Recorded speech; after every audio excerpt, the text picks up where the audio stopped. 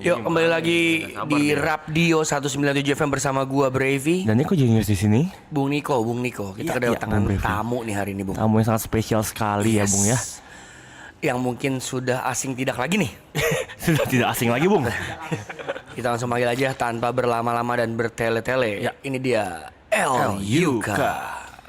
Yo, selamat malam semuanya. Selamat malam, Bung El. Senang banget lo bisa diundang ke Rapdio. Iya. Gimana nih kabarnya hari ini, Bung? Ya, saya hari ini cukup punya banyak tidur ya. Jadi saya kondisinya sangat baik.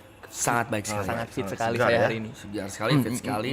Sudah siap mengarungi kehidupan ya? Siap.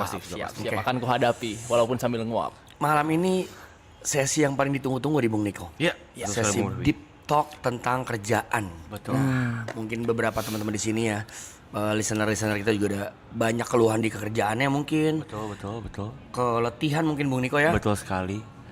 Dan terlihat dari jam tidur yang beliau ini sudah lakukan dari kemarin gitu.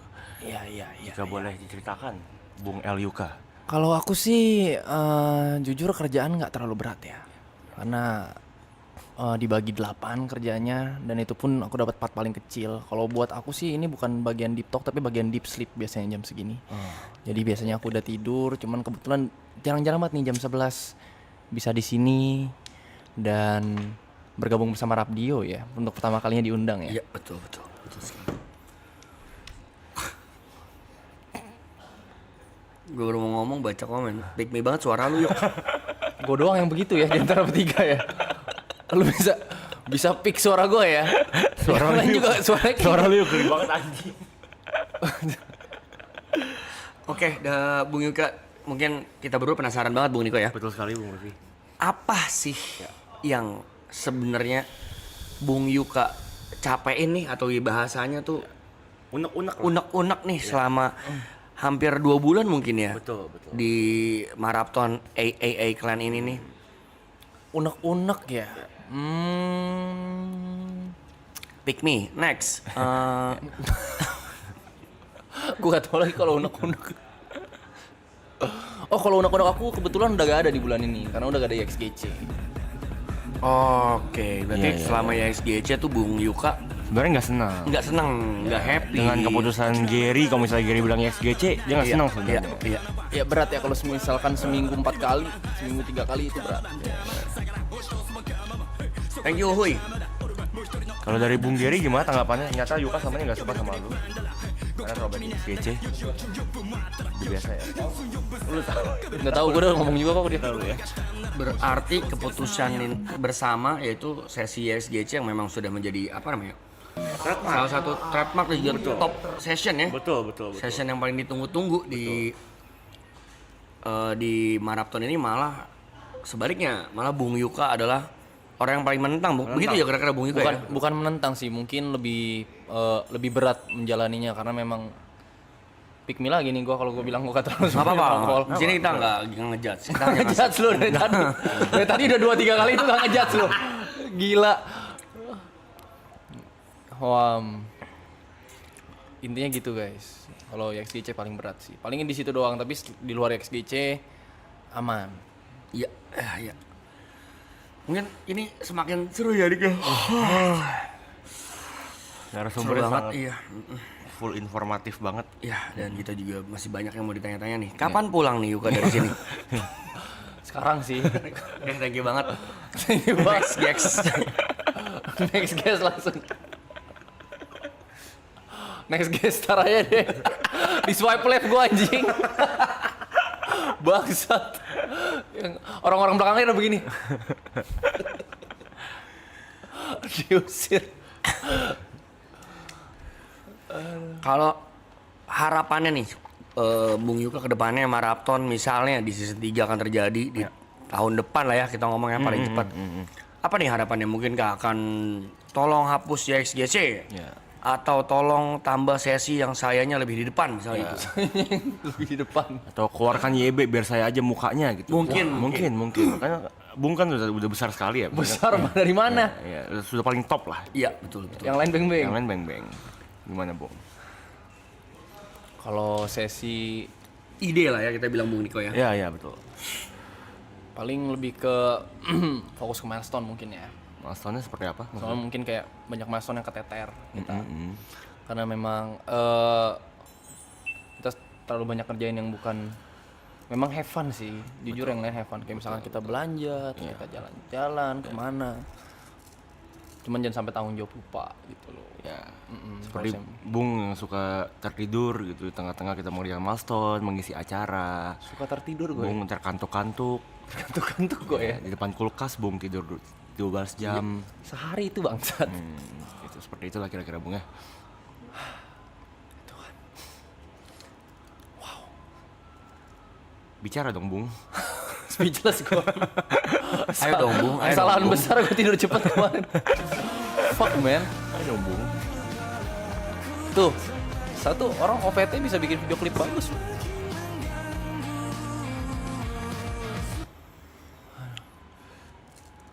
Ya, mungkin bisa lebih aktif mungkin di luar ya. Jangan. Udah tahu dirimu kan cintai, mengapres mencintai. Makasih Fajar. Kalau dari Bung Niko sama Brevison, kira-kira apa nih keluhannya? Ini kan udah lumayan cukup lama ya, dari tanggal 1 kurang lebih udah 20 hari. Mungkin Anda belum punya hak untuk bertanya ke kita kan, betul ya? betul, Karena betul. kita di sini hostnya. Ya, kita langsung kita Kita langsung ke next topic ya. Ya. gitu ya. Oh sih judes banget ya. Gak punya hak buat nanya gue. Kita kan host. Judes banget bangsat. Gila banget. Gak sopan gue nanya balik ya. Gak sopan.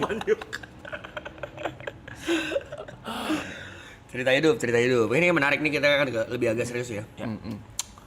Ceritain dong Yuka perjalanan mungkin beberapa orang udah dengar ya Bung Niko. Susi Deep Talk ini pernah dilakukan oleh Yuka. Tapi itu waktu jam 6 pagi, jam 7 pagi, mungkin nggak banyak yang dengar. Kita mau nanya nih, kalau dari POV-nya Yuka menjalani hidup perjalanannya tuh dari dulu as a player Dota yang nggak seberapa juga ya, sampai sekarang tuh. Kita di live marathon.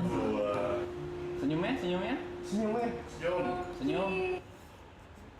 Oke basi. Nah perjalanan hidupnya gimana tuh dari dulu Dota terus sekarang bisa jadi spotlight paling besar lah bisa dibilang ya. Paling besar. Di maraton ini.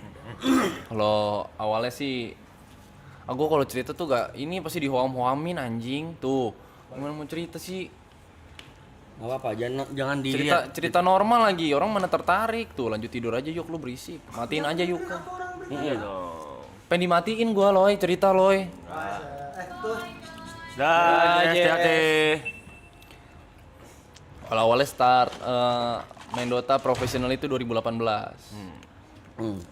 Waktu itu yang udah sering gue cerita tuh milih antara kuliah sama Dota, tapi lebih milih Dota karena ngasilin duit. Dan waktu itu kuliahnya tuh mesti bolak-balik Jakbar Depok, Jakarta Barat Depok, gue naik motor. Jadi masih tetap kuliah dan main Dota. Waktu itu pilihannya antara gue Dota doang apa enggak kuliah doang. Tapi kalau kuliah tuh gue mesti bolak-balik Cengkareng Depok, naik motor sendiri. Capek lah, terus dibanding kayak, apalagi tuh biaya kan, belum lagi bayar kosan, bayar ini itu. Jadi gue pikir daripada maksain mending gue main Dota aja, lebih menghasilkan. Karena tinggalnya di GH. Karena tinggalnya di GH, GH-nya di Tanjung Duren deh waktu itu. Gitu, we don't care ya. Bosen yuk. Oke. Jangan dibaca. Ini kan kita radio, nggak ada komen, nggak ada live chat. Ini radio. Masih di sini lagi. Terus akhirnya di Dota, kalau menurut Bung Yuka sendiri ini ada prestasinya gak? Nggak bisa dibilang prestasi sih. Pemain mediocre aja gitu. Apa tuh? Kayak kalau Dota kan gedenya di Southeast Asia ya, dan kalau misalkan bisa dibilang berhasil tuh kalau misalkan pernah ikut turnamen major, dalam artian tuh 2 besar saya. Jadi satu Asia Tenggara tuh jadi top 2. Jadi misalkan turnamen kemana yang memang turnamen tier 1. Sedangkan kalau gue tuh mainnya cuma turnamen tier 2 bisa dibilang. MDL lah ya kalau Mobile Legends ya. Iya, yang hadiahnya paling 50.000, 100.000. Sedangkan kalau yang tier 1 tuh bisa $1 juta prize poolnya. Kalau gue tuh mentok di paling 100.000 gitu. Jadi itu masih turnamen tier 2. Bahkan kalau menariknya kalau misal 100.000 USD. Anjing. Dan menariknya kalau misalkan lu bahas yang gue jadi coach timnas ya, gue kan pernah jadi coach tuh. Itu turnamennya hitungannya tier 2, tier 3 itu. Jadi yang bela negara prize pool 100.000, kalau misalkan di Mobile Legends itu dibilang juara dunia kan. Kalau di Dota tuh dianggapnya turnamen kacang. Oh, turnamen ciki. Turnamen ciki. Karena memang bahkan yang mewakili negara pun bakal lebih prioritasin buat turnamen dari Valve-nya. Karena memang skalanya ada yang 1 juta, 15 juta dolar, 30 juta dolar itu ada, dibandingin sama yang misalkan ISF itu tuh 100 ribu dolar. 50 ribu kalau nggak salah, 100 ribu. Kayak gitu. Jadi ya gue kalau misalkan prestasi di pro player sebenarnya dibandingin sama player-player lain sebenarnya gue biasa aja, biasa banget. Juara Indo juga turnamennya di Indo tuh gak gitu banyak gitu pesaingnya karena udah mulai depresiasi player kan waktu gue mulai naik kan. Jadi juara Indo tuh nggak bisa dibilang prestasi yang gimana sih. I see. Ya gitu.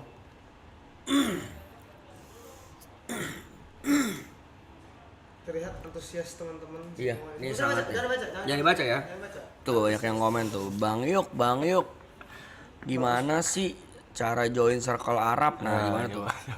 Pertanyaan bagus ya nih dari ada yang SMS nih.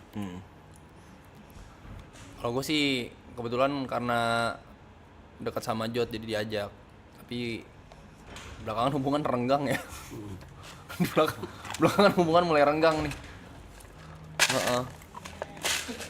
Tidur ini. Tidur. Capek meeting, capek. Ya, sepertinya kita akan break dulu guys. Kita jumpa lagi besok ya.